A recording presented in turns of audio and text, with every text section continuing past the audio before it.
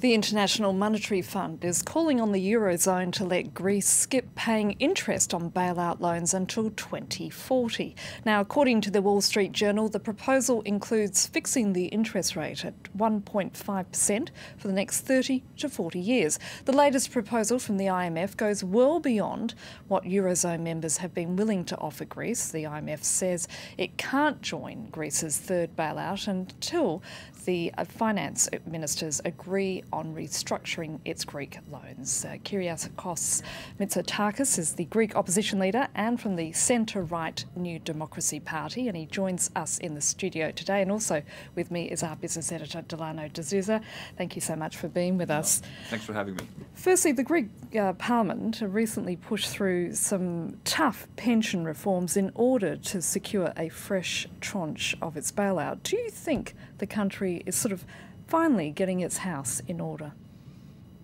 Well, as you're right to point out that the government has managed, after prolonged negotiations, to reach an agreement with our creditors, which also includes some tough reforms. The real question is whether the fiscal mix that is proposed by the government is the right approach for the country. And we have profound disagreements with the policy mix that is proposed by Mr. Tsipras, for the simple reason that it relies almost exclusively on taxation rather than spending cuts. So there's a fundamental philosophical difference in how we achieve our fiscal targets. And there's also a difference in our approach regarding debt sustainability. Everybody agrees that a reprofiling of the Greek debt is necessary today. The real question is whether Greece can achieve primary surpluses of 3.5% for the next 15 years. I have my serious doubts that this is a reasonable goal to expect from a country. I don't know of any country that has been able to achieve these types of primary surpluses for such a long period of time. So there are issues where we profoundly disagree with Mr. Tsipras. I also happen to believe that Mr. Tsipras is not a true reformer. So even the reforms which move in the right direction, which are included in the current program, are going to be reforms which will be voted by the parliament, but I expect them not to be implemented simply because Mr. Tsipras does not believe in them.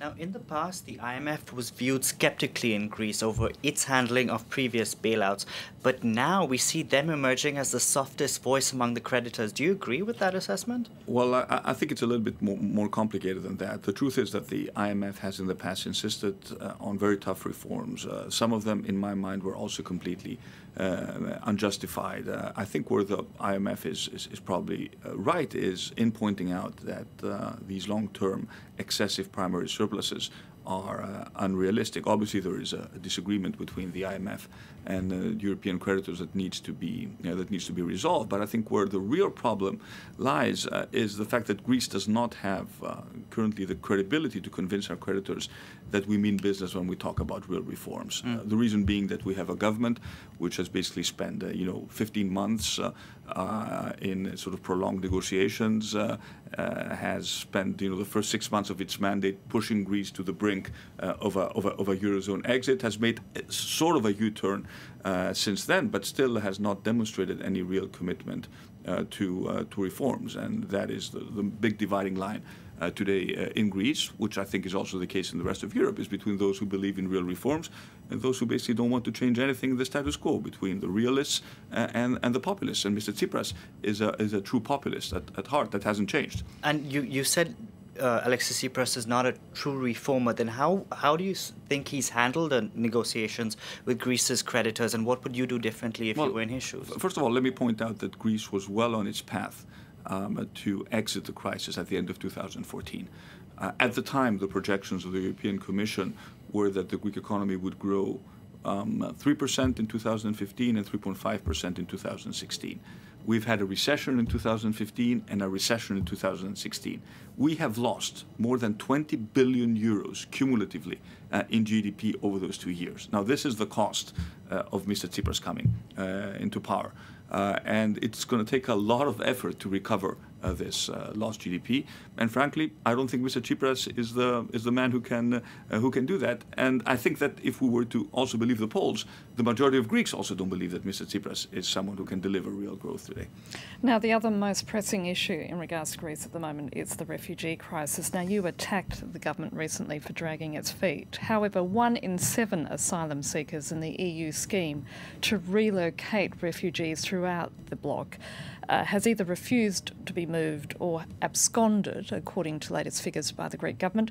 Where do things stand now? And again, what would you do differently? Well, obviously, this is a very complicated situation, and it would be unjust to place the full burden for the refugee crisis on Greece. Having said that, I believe that the government has mishandled the situation on the ground.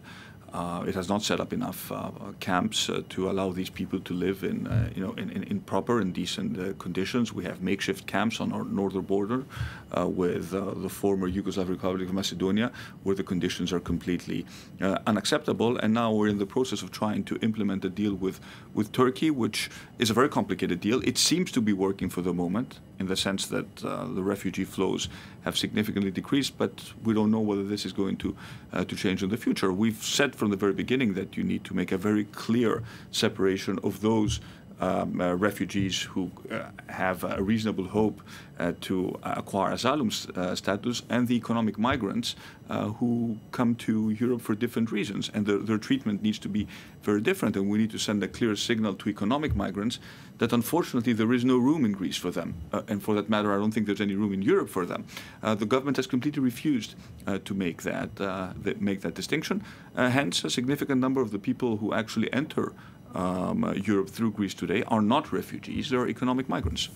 We're going to have to leave it there. Thank you so much. Thank you very much.